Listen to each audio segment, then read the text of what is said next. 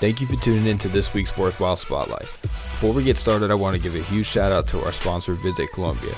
Check out their website at visitcolumbiatn.com to learn about all things Columbia. Their website features local artists, local businesses, and local events, so check them out and visit Columbia. All right. Excited? You ready? I'm excited. I'm ready. All right. Hey everyone, thanks for tuning in for this week's WorthWhile Spotlight. Today we have Olivia Jensen here as our guest. We're gonna dive in and learn about her, what she does, and have a spotlight. So, Olivia, thanks for coming. Of course. Thanks for having me. No problem. Tell me about yourself, what you do, or tell everybody. Okay. A little rundown. Some people know me as the Dotted Lime Girl. I walk I've around heard town. that. People are like, "Hey, Dotted Lime." But my name's Olivia. My family owns the Dotted Lime. My parents are Paul and Chrissy, so they're like the names and the faces and the cinnamon rolls.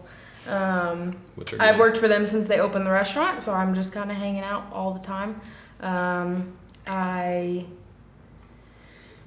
have a couple different hobbies, couple different things I do for fun, but for the most part, I do jiu-jitsu, hang out with my family, hang out with my friends. Yeah, I do catering management for the Dotted Lime. And so mostly that takes over my weekends. Cater weddings, corporate events, different business lunches, stuff like that. But it's a lot. It's a lot. It's enough. It keeps you going. It keeps me going. That's my first time meeting you, and I'm huge with faces, so I knew you before I think you knew me. Okay. Just because I used to work out. First time I ever seen you was working out with Craig. At Harvey's. But we used to go eat at Dotted Lime after. Okay. And he was friend, he knew everybody there, so he was like, "Oh yeah, these people," and I was like, "Man, she works hard." That's all I remember because you were just zoned in. Yeah. But how was your time working there? Do you still? Yeah. You're there here and there. So we opened the Dotted Lime in the fall of 2017. Okay. And I was working day one. So I've been working for the Dotted Lime since August of 2017. Before it was dotted. So we opened up then. I started off just cashier, food running, stuff like that. And yeah, so I started doing that, and I only started working because at the time I was riding horses. And my first job that I ever had, I worked on a dairy farm. I got my job when I was 12 years old because I was riding horses, and my parents were like, "Hey, if you want to do this thing, you're gonna have to pay for it." Yeah. Okay, great. So I got a job at a local dairy farm and worked there. It was right before my 12th birthday, and I started working there, and then my family opened the restaurant a few years later, and so I was working 7 days a week. I was working at the dairy farm on Sundays and Mondays, and then I was working at the Dotted Lime Tuesdays through Saturdays. Since a young age. I was working a lot, but that was just the example from when I was a child. My parents always worked really hard. My parents met in culinary school, oh, wow. And so they met in culinary school. My dad traveled as a chef pretty much my whole childhood. Don't ask me about his job. Couldn't tell you a thing. But he traveled for work as a chef. And so my mom stayed home with us because for most of my childhood, it was just me and then 3 of my other siblings. And then I think in 2009, we started the adoption process. So my mom was a stay-at-home mom. My dad traveled for work. But I always had the example set of hard work. That was just my whole life. My mom, I saw as a stay-at-home mother. And then in my dad, I saw as a full-time working the in-house man. work and then out. Yeah. So I was very fortunate to kind of watch both roles, husband and wife, mother, father. And so, yeah, that was just the expectation. That was the example. And so I got my job when I was 12. I was riding horses competitively and working on the dairy farm. My family opened the restaurant. I was homeschooled through middle school and high school, so I was able to just do whatever with my time. Also explains why you're so smart. Yeah, there you go. It's an advantage. Yeah, so when we opened the restaurant, I stopped working at the dairy farm, and my riding career kind of slowed down because I was working full time, but I was learning so much. I graduated high school with more life experience than everybody else. Than book smarts. Oh, okay. So, yeah, but that's almost better math, to have. Not it for me. Absolutely not. No. But I can do other stuff. What was your favorite subject? I always really loved social studies. Yeah. What drew you to history. it? No idea. You just... I think actually it was my 3rd grade teacher Her name was Miss Barnes, and she was just like the most fun teacher ever. We loved her. She was engaging. Yeah, she was awesome, and she always took such good care of me as like a student and also as like a little girl. And so I loved her, and so everything that she taught just like drew me in, and I always wanted to learn more. And so like after I graduated 3rd grade and I went to 4th and 5th, which I was in public school for, I just like was drawn to all the things that she taught me. So I like was homeschooled through middle school and high school, graduated from that. And I want to say like probably 2 years into owning the restaurant, so like 2019, I stopped riding, and was working full time, was kind of like moving up in the like business roles. Obviously it's a family owned business, so everything kind of meshes together, but I was there since day one. So there were like wasn't a thing in the business that I didn't know how to do, like in the actual storefront. I couldn't do any of the bookkeeping or like administrative stuff, but I was doing almost every single role that like there was in the actual business. And so I learned a lot from that. And so from there, last year, so beginning of 2021, springish, I took over a role as catering manager. Nice. So I've been doing that for a little over a year now. And before that, I was just kind of everywhere. I did line cooking, I did prep, I did all sorts of stuff like that. What's been your favorite? What's been my favorite? Oh man, I really I enjoyed everything for different reasons. There were also, like each role had things that I really would never go back to. But I think out of all of them, I think I really enjoy doing catering management, but doing like the in-person caterings. So going to the weddings and actually like, making it happen. The production of the event is really fun for me. I've always loved event planning. I've always been the first to like plan a party. Surprises are my favorite thing ever. So like somebody's having a birthday, I'm gonna throw them a surprise coordinating party. It all. Yeah. And so I've always really enjoyed that aspect. So I really love when like a bride will email me and she has no idea what she's doing. I got you. And I'm like, hey, I know everything you need to know. I can do this. And it's just so much fun for me to be able to kind of like jump in and not necessarily solve every problem, but I have the information and it feels really good to be able to kind of expedite the process. And so in catering, I've had a lot of people kind of end up as more of a like a planning client. So I'll help coordinate other parts of their event too. And that's really what I would like to get into, is eventually I would like to have my own wedding planning business and venue. Do you want it to be strictly weddings, or do you want to do all types of Yeah, just weddings. Yeah. Kind of meshing the two gets a little bit tricky because there's money in different parts. So, and I don't know everything there is to know about event planning and wedding planning and stuff like that. So I'm sure, some high up wedding planner is going to listen to this and she's going to be like, she has no idea what she's talking about. But no, I would like to stay strictly with weddings. And so being in the catering business has been kind of an advantage for me because I've built relationships with different vendors, different venues. I've met different clients. We have a lot of repeat clients. We have people like with 4 kids and they're all getting married now. And so we cater one wedding and then we cater the next one 2 years later or whatever it is. Aspect. Yeah. And so it's been really cool to kind of meet people through there. And then just being in Columbia, like small town, everyone knows everyone. So there's not very many caterers in Columbia also. There's only a few prominent ones. And so it's been cool to kind of like, if we can't do one thing, send them to another one in town and know that we're kind of keeping it local. We do wedding cakes as well. So we keep everything together as much as possible. And it's just been really cool to kind of do that. So I would say that's the role I've enjoyed the most because it's more so in line with what I would like in the future. Do you feel like that you've gone through...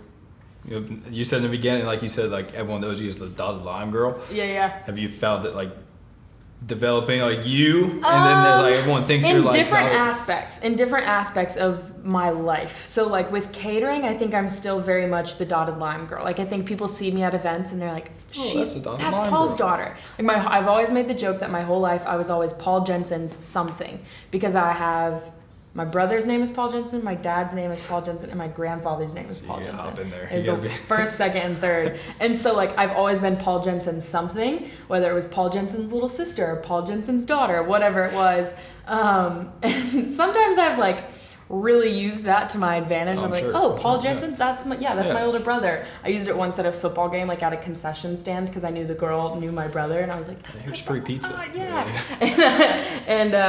So in the work realm of things, I'm very much still like the dotted line girl. Yeah. People like all the time. And people will say it as a joke, but then people genuinely like don't know my name because they just have seen me at events before and they're like, oh, she's dotted line. Yeah. But in other aspects of my life, I've definitely like in the past few years tried really hard to build just personal relationships with people, and kind of just be Olivia, and then also have I do this catering thing, which is where like jiu-jitsu has really come into play, where I started that back in October at Perfectus, and I've built so many relationships that I think will last a really long time, and they've been really valuable to me because I kind of built up my own identity and like who Olivia was without them knowing the dotted line first. The past of it. Yeah. And because I came into Columbia through the business. When did y'all move to Columbia? Are you guys in Columbia? Yeah, so my parents live in Colioca. Okay. I live here in Columbia, but we moved here,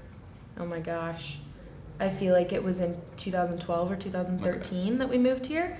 And so we lived in Colioca. I was riding horse. I was a horse girl. I was just like doing my own thing. Horse exactly. I was doing my own thing, and then my family opened the restaurant, and so that was how I got introduced to Columbia. And that was also when Columbia kind of started growing as well. I think Muletown Coffee opened like 2016, 2017, somewhere around there. I could be wrong.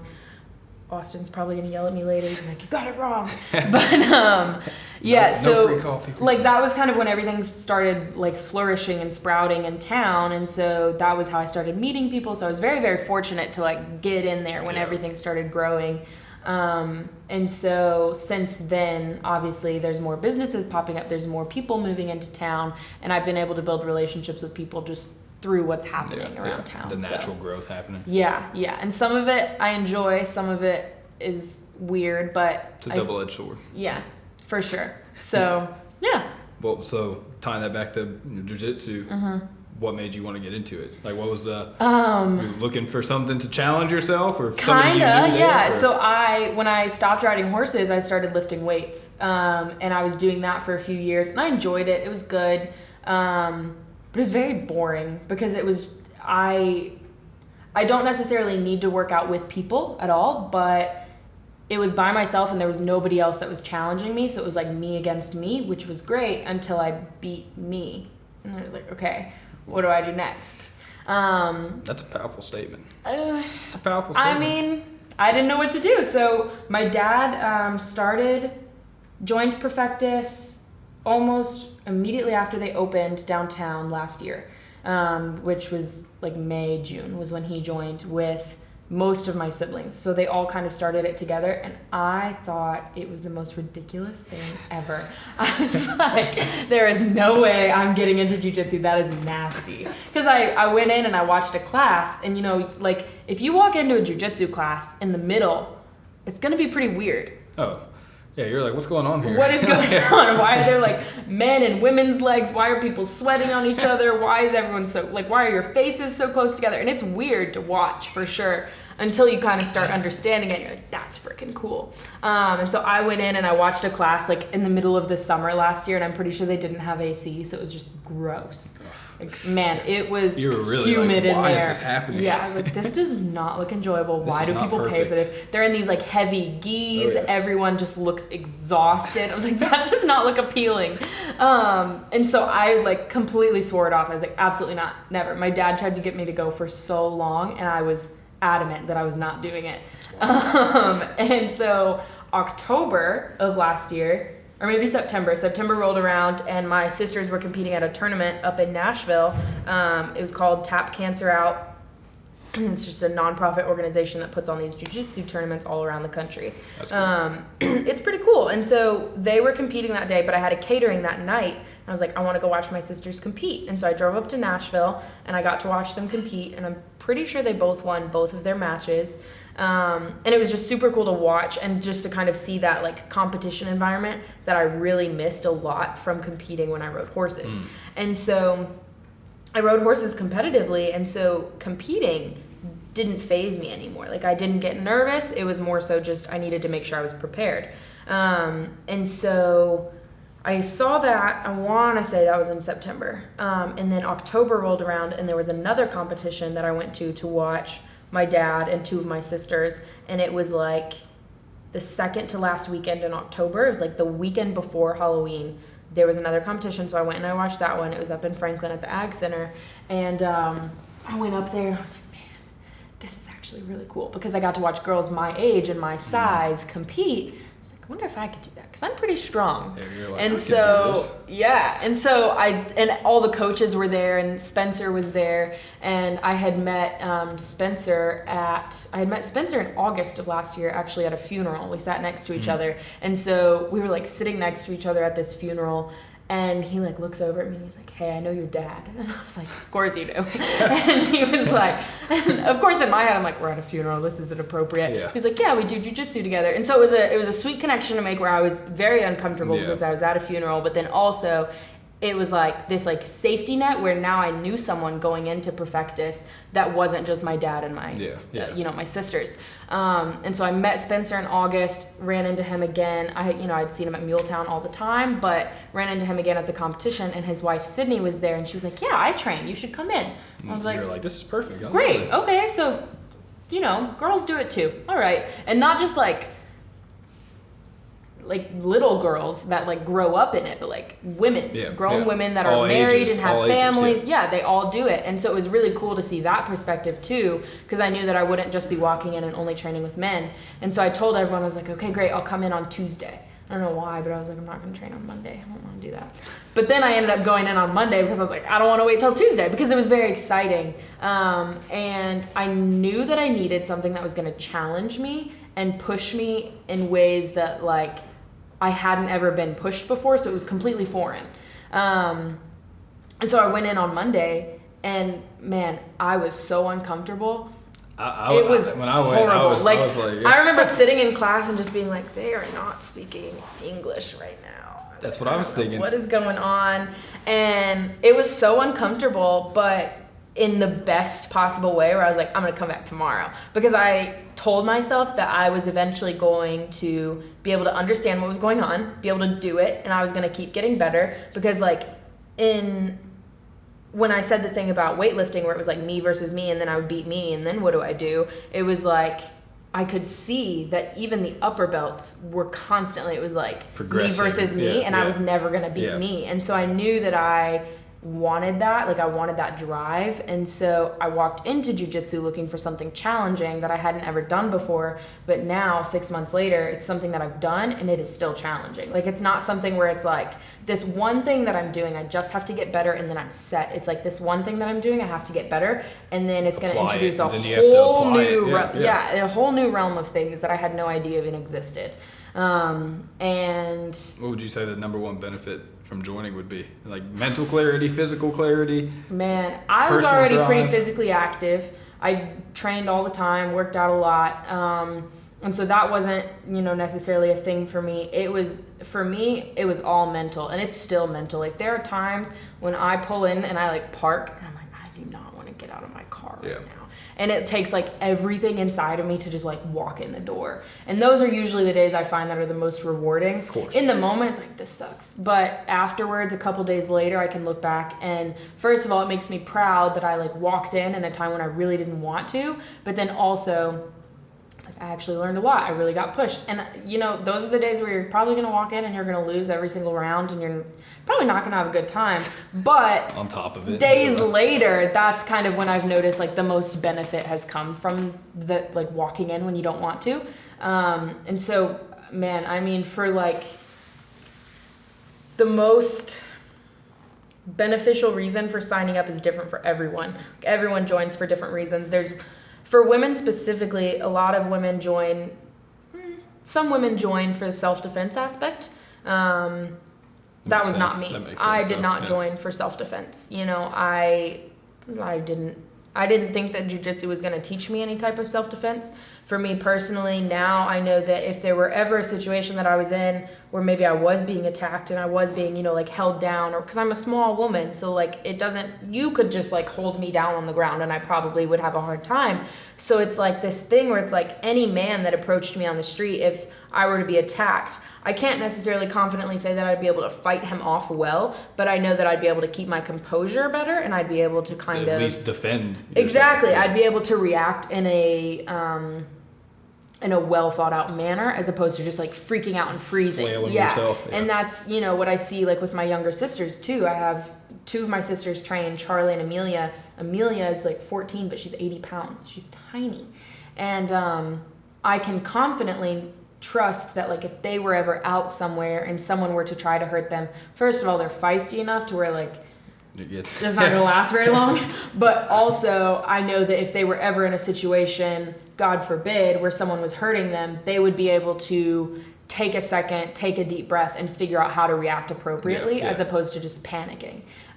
See, and that's what I was thinking. Like Yeah. when I was there, and I obviously just did that one class, but like I observe a lot and I try and like pay attention to like aspects of things. But like I would imagine that that's one thing that you could take from it, that the mental control anywhere you go in life after. It's like you have to think about what you're doing intentionally there. So when you're not there, you're gonna still be thinking intentionally with your thoughts. Yeah. Like, Well, and it also like it causes you to leave your ego at the door, and you know, like leave your bad day, leave everything at the door. You don't get to bring it in with you, because if someone gets on top of you and they're choking you, like you're not going to be thinking about the email you got from a pissed off client 6 hours earlier. Today. Yeah, like you think about that, you're going to get crushed. Yeah. And so that's been good for me too, because I tend to kind of like take my work home with me, which is fine. Like I don't have a family that I have to push that aside for, you know.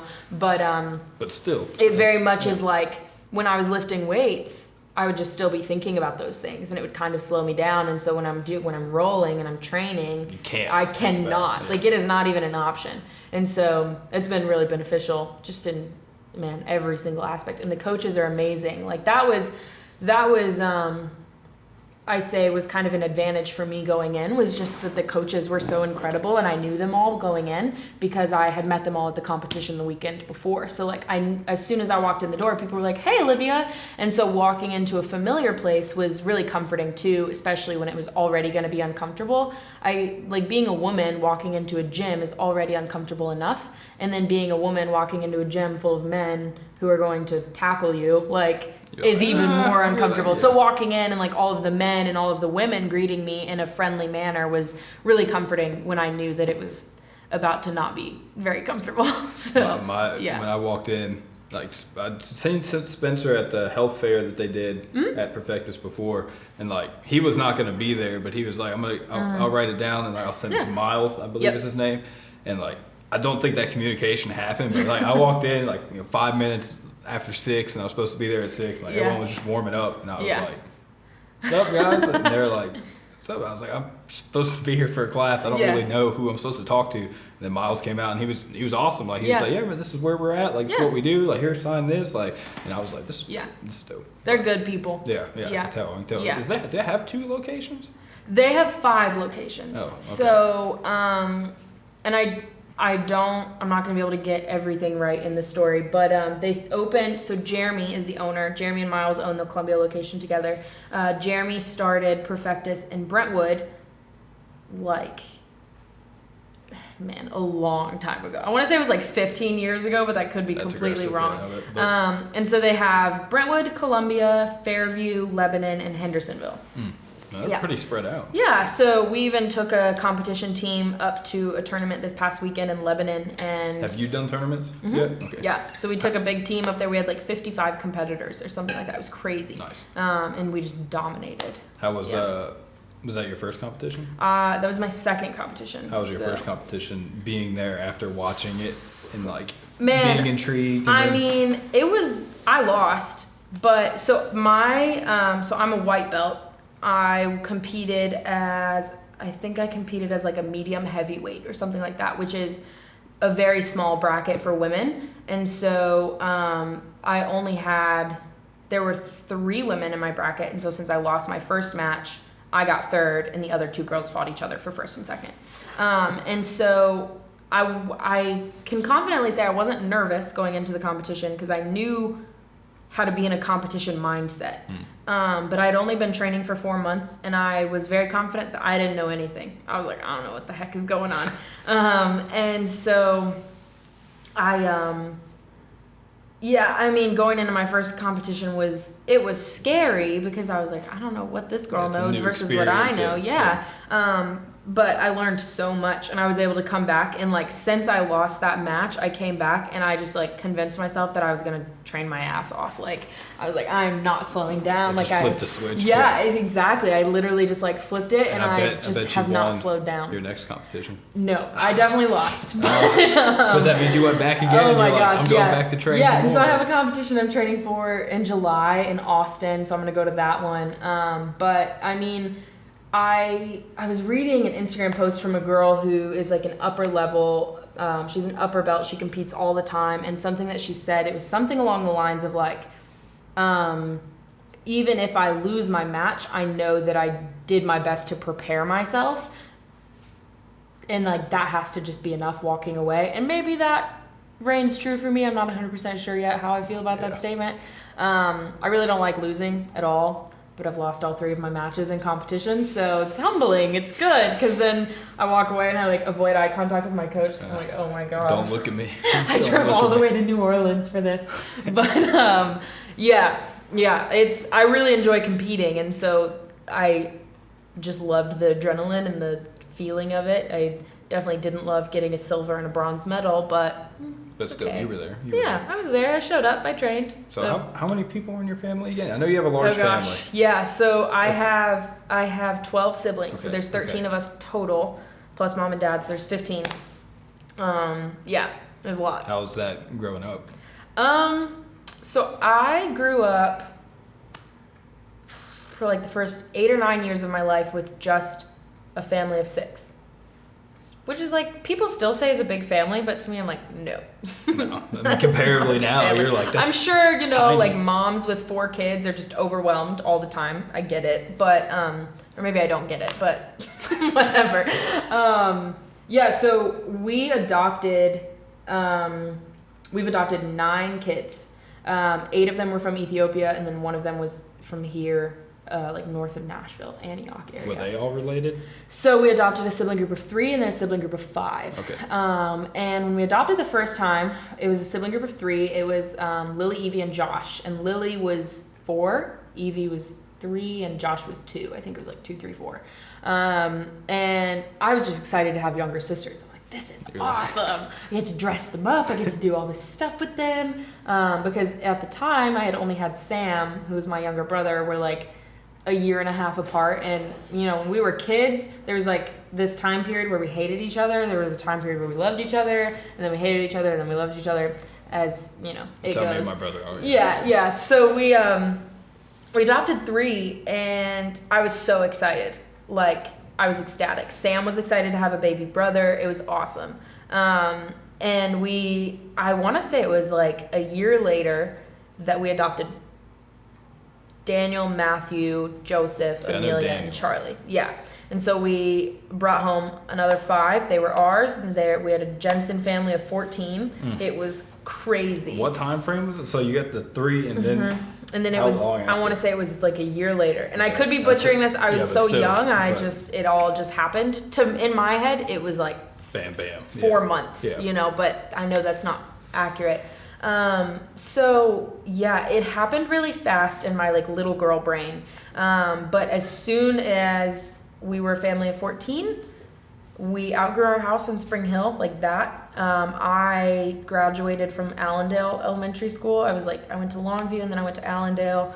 And it was like the summer between my 5th and 6th grade year that my parents said that we were moving south. So we moved from the dead center of Spring Hill to Culleoka on like 16 acres or something like that. For like completely different. Preteen Olivia, I was horrified. Yeah, I was like, what is oh my gosh, I'm never gonna have any friends ever again. I'm gonna be homeschooled. I'm gonna be a farm girl. No one's gonna like me. And I was just mortified because I was so excited because they had just built Spring Station and Summit. So I was like gonna go to these new schools. It was gonna be great. But I mean, as soon as we moved, it was fun. I mean, obviously every family has fights and they have drama and they have like times when they want to rip each other's heads off. But it was, for me personally, I was just kind of, you feel like it made you grow more? I think it definitely made me mature a little bit more because like I said, as soon as we moved, our next door neighbors had horses. I was like, I want to ride horses.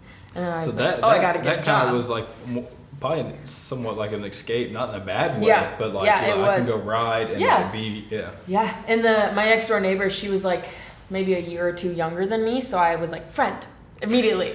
And you don't have a choice. You're my friend. Yeah, it was actually the day we moved in. I remember, I think my dad was out of town because it was like me, all my siblings, and my mom. We pull up the driveway, and at the time we only had one dog. We had two dogs, but we had one dog that we had had for the longest. Her name was Ricotta. She's a Great Pyrenees. She's huge. My dad named her after the cheese. Yeah. And so she was super protective of us all the time. Like, people did not come to our house in Spring Hill. They would like leave packages at the bottom of the hill at the mailbox because they knew if they came up, like, the dog was there. Friends didn't come over to our house. She was very protective. She wasn't mean. Yeah. She didn't do anything wrong, but people were scared of her because she was huge. Yeah. And so we moved into this house and we're driving up the driveway. It's like a pretty long driveway up a hill. We like are unloading, we're all getting out of the van, and she just like beeline down the hill, like just charges straight down the hill. I was like, oh no. And I was like, this is how I'm gonna meet my neighbors. And so she like jumps over the fence is in the neighbor's yard, and they have two dogs in the front yard. I'm pretty sure they like all the kids were out there. They had 3 kids. All the kids were out there hanging out. Unfolded. Oh my gosh, it was a disaster. I like ran down there, I grabbed my dog, I was like, sorry, and walked up the hill. We're gonna be friends. Yeah. And so it was crazy, and that was how I met my neighbors. It was because my dog tried to attack their dogs, and I was like 12, 11, taking this like 95, 100-pound dog. We were like the same size. And I would just like grab her by the neck and pull her up the hill. I feel like a lot of people meet by that happening. Oh my gosh. Like your dog getting out and like, whoa. I've met most of my neighbors now because my dog got out. So, we moved in there, and I started riding horses immediately, immediate responsibility. It was like, okay, you're going to do this and this and this and this. You're going to have a job. You're going to still do school. And did you push back on that? Or were you like, oh, let's just I pushed back on the school. I did not do my schoolwork. I should not have graduated high school. And I can say that on camera because it is true. But, no comment. No. I pushed back on the schoolwork. My poor mom, like, man, I now, every chance I get, I'm like, Mom, I'm so sorry. Because I was a nightmare teenager. Man, it was rough. And I think it was like partially because I wanted attention, and I had these like 8 younger siblings that needed the attention more. But I wanted to be the center of attention all the time. Imagine that, right? And so I wanted to be the center of attention. I wasn't the center of attention. It was very frustrating. My dad was still traveling for work. My mom was playing mom, she was playing wife, she was playing daughter, she was playing teacher, everything. Yeah. We had chickens, we had goats, we had dogs, like everything. Now that you're older, you kind of seen that. Oh my gosh, like, she's incredible. Yeah. Like, she's the most incredible woman I know. And everybody says that to me too, so I know that it's accurate, and it's not just like, oh, my mom's the best mom in the world. Yeah. There's factual evidence behind it. Yeah. So, I watched my mom just like go from, like this mom of 4 kids that were all in elementary and middle school to this mom of 13 kids and stay-at-home mom who just like worked her butt off around the clock all the time. And you have 13 kids, one of them is bound to be sick all the time, right? Or like one of them is bound to have an injury or fall off the trampoline or something. We lived on 16 acres, so we're all just running around. Like someone's upset with somebody else. Exactly. Someone's fighting, someone's something, and she held her composure. She kept her posture all the time. I mean, I was a nightmare. I was so mean to her. I fought with her all the time. I was like, I'm not doing my schoolwork. I'm not doing this. I'm not doing this. And I think the moment that everything kind of clicked for me and I like decided I was going to stop being a little devil child was like, I got grounded from my horse. So you were really reflecting. Yeah, what, she was like, you're not allowed to go see your horse and you have to do your schoolwork. And I was like, oh my God. And so, yeah, I think that was the moment I finally decided. I was like, okay, I'm going to get my act together. All right, Mom, you got me. And so you could probably ask her if things changed from there. I'm sure they didn't, but that was when things changed in here for me. Yeah, so I mean, that one of the biggest momentous like switches, mindset switches I feel like. Yeah, I mean, there's been a lot where I like look back on myself 6 months ago and I was like, oh, Olivia. I mean, you do a lot. I mean, a lot of people know you in a good way. Like, it's like she does this, she does that, she does this, and like, I mean, I hear about you all the time from people. It's like, oh, you know Olivia? Oh, yeah. Olivia? Well, and it's tricky because I don't claim fame ever. No. Like that's not even a question for me, but it's kind of this thing where it's like when people start recognizing you when you're walking around town, you know, and people will talk to you when you're getting groceries and whatever, and it's, you know, you're known for your family and your family's business, and you're known for things that are more than just like who you are. Yeah, it's not you have to necessarily keep that reputation, you know? And so like even as a teenager, I had to be very careful about like not doing stupid things just not only for the sake of myself, but also for the sake of my parents and, you know, my siblings and stuff like that. I always had 4 younger sisters that were watching every move I made, and I was like, oh my gosh. No. And so, yeah, there were several moments that I can vividly look back on and be like, that was when things shifted in this area of my life. In a good way. Yeah. So, yeah. I mean, it's reflection. I feel like, well, I mean, there could be negative reflection, but I feel like you have a pretty positive mindset. Yeah, I do now. Now? Yeah. So when did the mindset positivity switch? Or from negative? So I was in a relationship for 3 years and was just playing the victim card every chance I got. Was constantly asking for more, was constantly just like on him all the time, which whatever. That's, you know, there's correct and incorrect ways to call people higher, I guess. And I was choosing the incorrect ways all the time. But there wasn't a time period in my like early to late teenage years where I was single and I was just like a teenage girl. I always was seeking attention from a guy or from, you know, friends or family or whatever. And so when I got that attention consistently for 3 years, it was like, that's what I depended on. And when I finally kind of grew into this posture of, I don't need that attention anymore. Like, I actually am a woman who can be on my own and can grow on my own. I kind of just like had this entire mindset shift into, I would like to be on my own. I think this would be good. And this was spring of last year. So I had like all these changes last year. And it was amazing. It was incredible. And I'm sure it's fulfilling. Yeah, I mean, it was great. When I finally like got to the point of wanting to be alone, that was kind of when things shifted for me, because I was able to spend time journaling, reading, walking, running, working out, whatever it was, and it wasn't a distraction and it wasn't boring. I was able to do it and enjoy it, like, genuinely. And then when I kind of got to that point where I really enjoyed my time with myself, I was able to enjoy my time with other people more. And so my relationships with other people just flourished, and they were good and they were healthy and they were fulfilling. And so it was like spring of last year that everything just kind of like shifted in a good way. That's pretty recent. Yeah. So when did you get into journaling? Was that during that time frame, or did you kind of write? No, I've always kind of journaled because do you meditate? No. Okay, but that's not a really. form. That's a form of it, though. I mean, it's yeah. the same, like, I got into journaling when I was like in my preteens, and it was always like very dramatic, where it was like, "Dear Diary, my mom hates me." And it was never true, but it was like, I just remember my family was involved in this church that was in Franklin, I think is where it was. I was very young. But when we started the adoption process, I remember like going through that process, and then when my family was whole and it was all of us, I remember people telling me that I needed to write things down, and like I needed to read the Bible, and I needed to write what I heard, and I was like, God's not talking to me. What are you talking about? I was like, God doesn't hear. What do you mean? Yeah. And people just always, my whole life, told me I needed to journal, and I always thought that it was just the most ridiculous thing. Pushed it off. I'm not gonna write to myself. That's crazy. And so, yeah, I mean, it was probably like 6 years ago that I actually started keeping note of everything that was going on. And you know, I take breaks from it on accident. I'll let it go for a couple of days, and then it's 3 weeks, and then it's a month, and I'm like, oh, I haven't written in a while. But yeah, that was like when I was filling multiple pages every single day, just writing and writing and writing and writing. It's an outlet, though.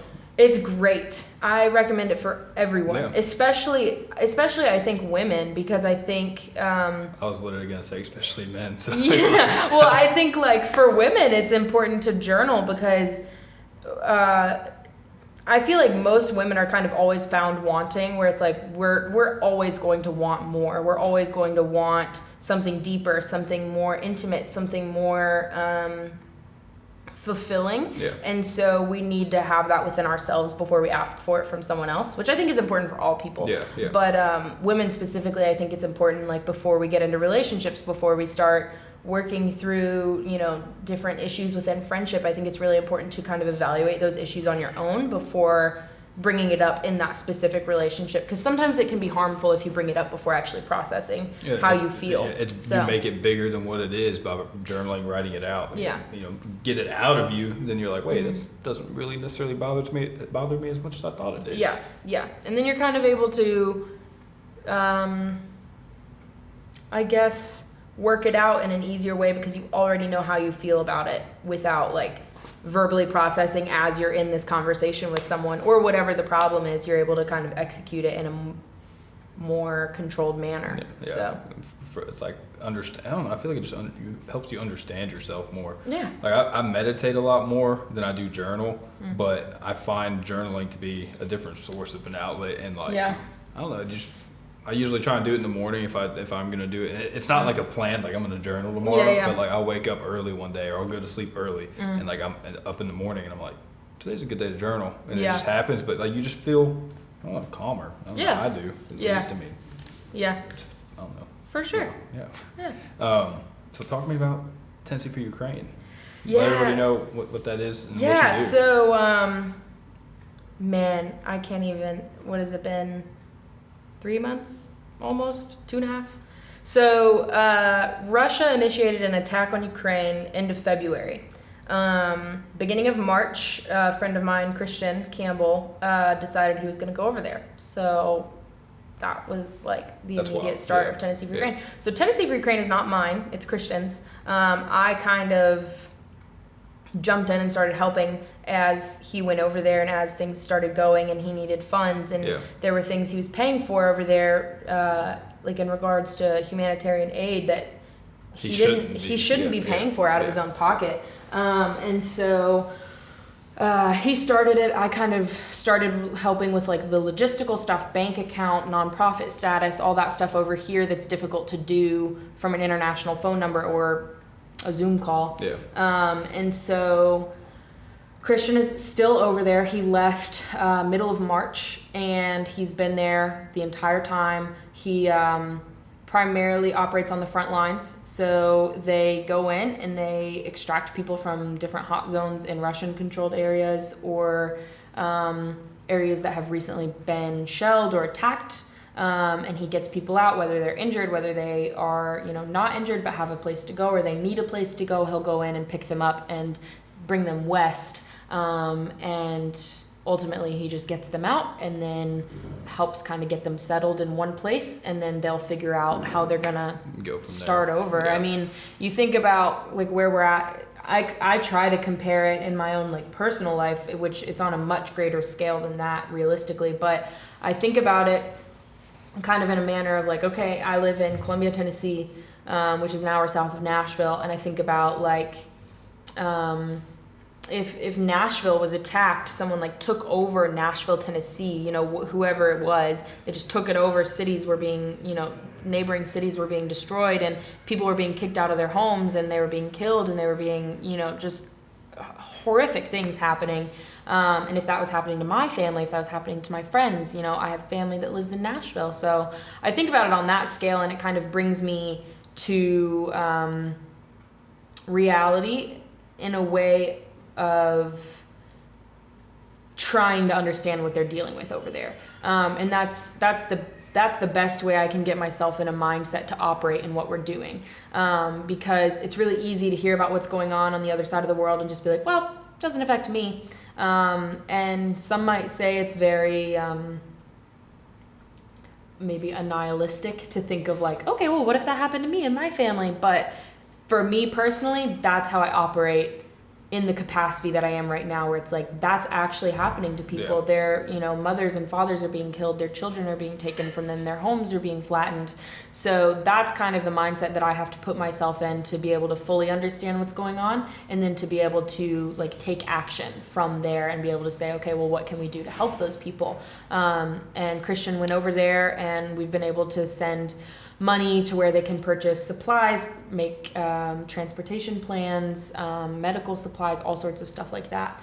And so we're still doing it. Things are obviously, in the media here specifically, dying down. People are kind of forgetting about it, which I hate, because it's still happening and it's still getting worse, and it's like every single day. About. Right, because the next thing came up, you know? And we do have stuff happening here in America, like there's no doubt about that. There's horrific things happening still, in country. Yeah.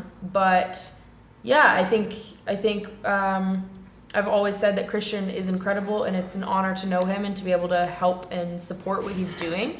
And I can't necessarily, you know, write a check for $10,000, and I can't like financially support it. So I give my time, I give my resources, and it's what I'm able to do to kind of support. So I commend you for that. Thank you. I feel like spearheading it since it's been, you know, unfolding. Yeah. How's he doing? I know, like, I follow Tennessee for Ukraine, and like I see his updates here and there. But do you talk to him regularly? I do. Yeah. It's pretty essential that we stay in constant communication, so that I can say, hey, what's going on there, and he can say, hey, what's going on there, and we're able to keep each other updated, like on the logistical side of things, but also he can say, hey, here's what happened in this city. Yesterday we were supposed to go in and extract these people, but now we can't because they're gone. And I'm able to say, okay, so this is the fundraiser that we're going to launch for this. So we have a couple of things that are coming up just in regards to like fundraising opportunities and stuff like that. So it's really important that people here don't, you know, forget about what's going on over there. I think obviously people need to take care of their families. They need to take care of, you know, their responsibilities, but I think it's also crucial that people remember what's happening. Yeah. Even if it isn't necessarily America's war and our soldiers aren't over there, it's essential that we continue offering support. Still happening. We're all one world. Right. And and I had to kind of think about it where it's like, I'm not going to get involved in the politics of the whole thing. I'm not going to, you know, get involved in their government and their soldiers and their whatever, but for what it is, right, this is happening, right, and this is what I can do. We're taking care of families. We're, you know, it's like no matter where you stand politically, you have to understand that these are war crimes that are happening, and there are families that are being destroyed and killed, and people still can't get in touch with family in certain areas, and it's tragic. And that's not something that should just be easily forgotten and moved past. You know, it's not something that's like trending on Twitter for a couple of weeks, and then all of a sudden Johnny Depp and Amber Heard are in court, and people are like, oh, let's focus on that, you know? And so I'm, you know, really trying hard to make sure that people are still actively thinking about it and are seeing what they can do to support. And well, it's working though, because like honestly, like I don't keep up. Like my intake is like everybody else is the media, but like if it wasn't for you guys doing that, just like everything else, it goes away. Like it stays in my head because of what you guys do. So I mean, cool. Definitely keep it going. Yeah, good. Where can people find that? So we're on social media, Facebook, Instagram. TikTok, Twitter. I think it's all just Tennessee for Ukraine, one word. We have a donation site linked in the bio of all of those social media accounts. So yeah, it's pretty easy to track down. It's pretty easy to find. We'll be set up this Friday on the square selling t-shirts, and probably next First Friday and every other big event after that. So yeah. No, I think I'm going to be set up First Friday as well. Okay. I'd love to talk to you about whatever percentage of sales we do. Donate for you. Yeah, that'd be awesome. Maybe yeah, we can be next to each other. That. Yeah. You know, Yeah. we- See who you sells know- the most t-shirts? No, we're not trying to get. You like competition. You I do, yeah. Okay, let's run it. Let's do it. No. Yeah. Well, yeah. No, what do you plan on for coming up future? Like you personally? Oh, I mean, man. I know you said like getting into event planning and stuff like that. I don't know how far out you're thinking about. I mean, Well, so I am training right now for a competition in July in Austin, and then after that, my birthday's in September, so I'm gonna go to Europe because I wanted to go to the beach. I wanted to just like go to Florida or something, but It's kind of. why would I go to the beach? Yeah. You know, I can go to Europe. So I'm actually gonna go train at a gym out in Sweden for 2 weeks in September. That'll be and interesting. Yeah. One of my professors recommended a coach that owns a gym out there, so I'm gonna go train with him. And then my sister is gonna meet me there on my birthday, and we're just gonna gallivant around Europe for fun for 2 weeks and just hang out. Where do you want to go the most? Man, I really want to go to Spain, and I really want to go. I actually really would rather go to Thailand. Like, I would rather spend a month in Thailand, but it's quite far. It's completely. It's like totally not. But yeah, I really want to go to Spain. I really want to go to smaller cities and smaller countries. So we're kind of exploring what that looks like right now. See like the actual inside, not the I don't want to tourist go to the spots. Eiffel Tower. Like, I'm Yeah. sure it's beautiful, but everybody probably goes tall. to the Eiffel Tower. That's what I've heard. I've heard it's tall. I've heard it's big. But I don't want to go there. Tell me, this just reminded me because we just laughed. You said before the show that you have a joke.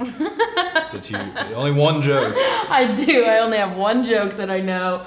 And I should probably give credit to my brother Sam because he told me this joke the first time. But It's not authentic. okay, are you ready? Okay. You ready? Should I try not to laugh? No, Okay. it's funny. I'll probably laugh. Okay. What's the difference between a dirty bus stop and a lobster with a boob job? You got me already. I don't know. Say that one more time. What's the difference between a dirty bus stop and a lobster with a boob job?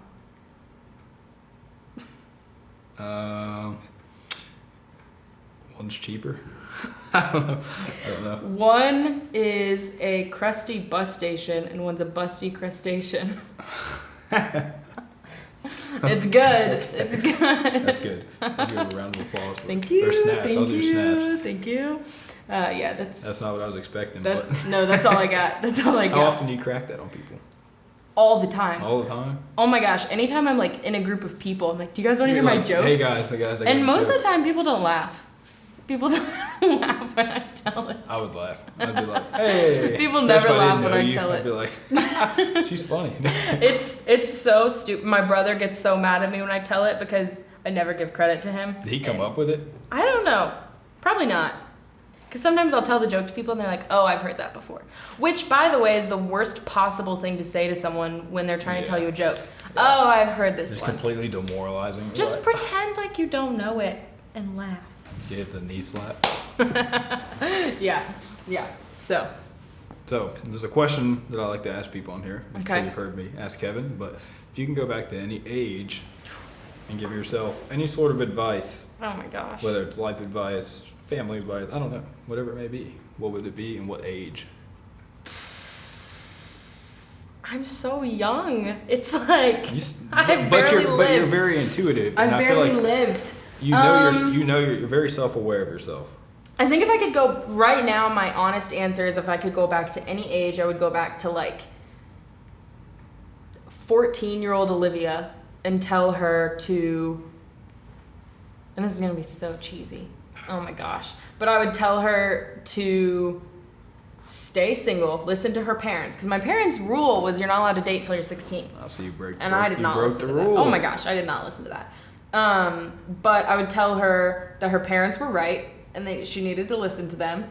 And I would tell her to hang out with her family more, her sisters more. Because now that, I'm out of my parents' house, I see them all the time for work, but family time is so scattered because it's like we all live so far and we all have such different schedules. I would probably tell her just to hang out with her family a little bit more and actually enjoy her time, which of course she probably wouldn't have listened, but that's what I would tell her in hopes that she would. Future self, I'll try. Yeah. What about you? Ooh, wow. Nobody ever asked you that before? No. Come on. You actually caught me off guard with that. Because like people ask me questions and stuff, but it's usually the cliche like, "What made you start WorthWhile?" or like, "What's worthwhile to you?" I don't care. Yeah, but I wasn't prepared for that. Not gonna lie. Let me think.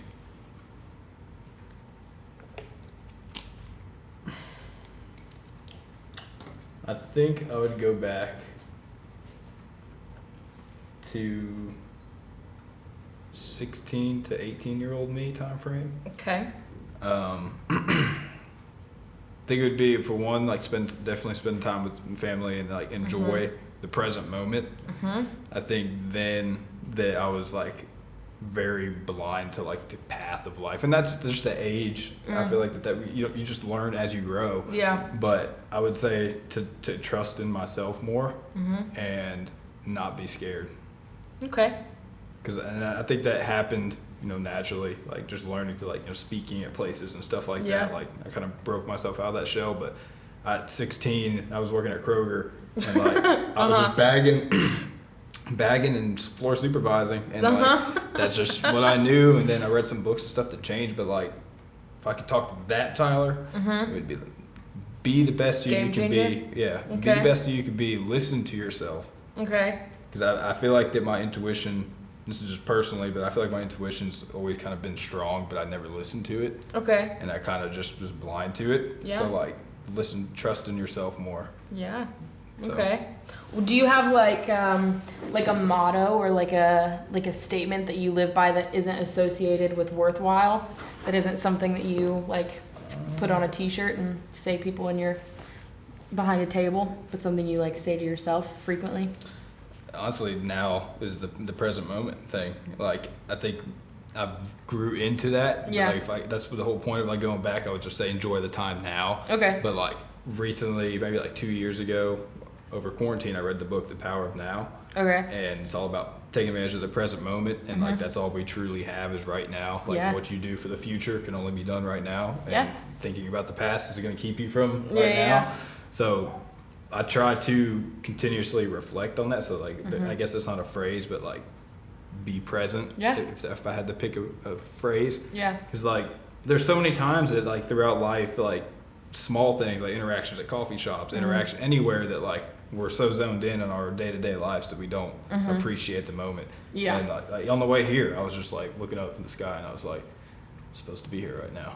Like this is just like like take it in. Yeah. I don't know. Yeah. And like yesterday I was kayaking for Memorial Day and it's like just everyone was up in front of me and I was just kind of present and I was just like take a couple deep breaths in and like this be present. That's all we have. Yeah. Hit me some more. Come on. That's good. You ask good questions. Oh man. What's your favorite color? Blue. Oh, what's yours? God. Blue. Okay. It's classic. Yeah. How did you first hear about WorthWhile? When did you? Or meet? When did we meet? I have no idea. I could not tell you.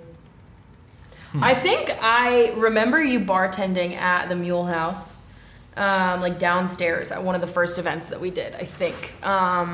And I didn't know who you were, but I remember like seeing you with WorthWhile, and I was like, oh, he bartends at the Mule House. Because I know you've talked about how you bartended at Southern Tray for years, but I've only ever been in there a couple times.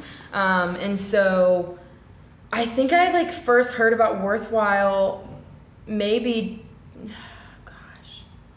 it was like maybe you had a T-shirt booth set up downtown, maybe, I think is what it was. And then it definitely was more recent that I actually started paying attention to it. where I was like, oh, this is Tyler, this is WorthWhile, this is what he does. Yeah, it was definitely like within the past. I don't know, when did you start it? 7 years ago, 2015. Oh my gosh. Okay. Yeah, it was definitely like within the past year that I actually was like, Fair. WorthWhile, got it. Fair. Yeah. You said, oh my God. 7 years ago. It's been a journey. Yeah, sounds like it. 7 years. It's been a journey. So you had WorthWhile while you were also bartending at Southern Tray? Yeah, the whole time. Okay. Before I started too. Okay. When did it start taking off, and when did you start? I don't think it's Kinda ever taken marketing off more? yet. Okay. Well, you have a podcast. Yeah, but it's just an avenue. It's done something. It's done fuel something. fuel to the flame. I purposefully grew it like smaller scale, like personal, like shaking hands, meeting people, building personal relationships instead of marketing it. Okay. I still don't really market it. Yeah. I need to, because that's just, I feel like I Well, need that's how to. I'm here, was because we like sat in Muletown one day and we had a conversation. Exactly. And then It's- Kevin Latta was like, yo, I went and I sat down with Tyler today and blah, blah, blah, duh. Kevin's so just like, ah. He's in it. And I so love it. he came in and he was like telling me about the podcast, which was actually how I think that was the first episode that I watched. I don't know if he was your first. Second. Okay, Second, yeah, but he was the first one that I watched. And so that was how I like kind of like stood up and realized what the podcast was and what the brand was and stuff like that. So Well, yeah, that's cool. always find out. 7 somehow. years. Yeah, it's Nice. wild. It's wild. Wow. Cool. Yeah. Well, do you have anything else that you'd like to share with anybody about Tennessee for Crane? Anything you got going on with Oh man. work-wise before? I don't you tie it think up? so. I mean, everything is just, like if you want to try jujitsu, come to Perfectus. Let me know. I'll help you. I'll be there when you come in. I'll be there for your trial class. Like whatever. If you want to donate to Tennessee Free Crane, find us on social media. You can find me at Milltown Coffee most hours of the day. So it's like very easy to get into all those things. Yeah, people Yeah. are gonna track you down and be like, Yeah, I'm not hard to find. Here? She said she comes to I'm not Milltown hard. Coffee. Yeah. So yeah, I think that's it. Cool. Well, Yeah. take this. Go ahead and open this up. Okay. Shirt. All right, open it now. Yeah. Okay. Ooh. Is this new? Got printed this morning. It got green in the middle, but I was aiming for obviously Ukraine. Yeah. Ukraine colors. But, Yeah. Okay. Yeah. You printed it with Ukraine colors. They said it started getting green, but that's just natural color transformation. I No, can't that's do it, okay. but- It's great. It is great. Should I show the camera? Yeah. That's awesome. Thank you. You're welcome. Oh, Thank you so much. Well, thank you for coming on. Of course. Thank you for having Enjoyed me. the conversation. Got Yeah. to learn about you. Feel like everyone Yeah. get to learn a little bit about Olivia. Yeah. Great conversation. Awesome. Yeah. Thank you so much. Of course, and yeah. Look forward to more. Yeah. Everyone, never forget that you are worth it. Always be and strive to be the best you can be. Thank you for tuning into this week's WorthWhile Spotlight. Our goal is to motivate people to become the best version of themselves possible through the power of storytelling. Our stories are written by the things that we experienced growing up, and these experiences, negative and positive, shape who we are and what we stand for. The beautiful thing about your story is that you get to decide how it's told. So as a diamond in the rough of life, hang tight and let your light shine bright.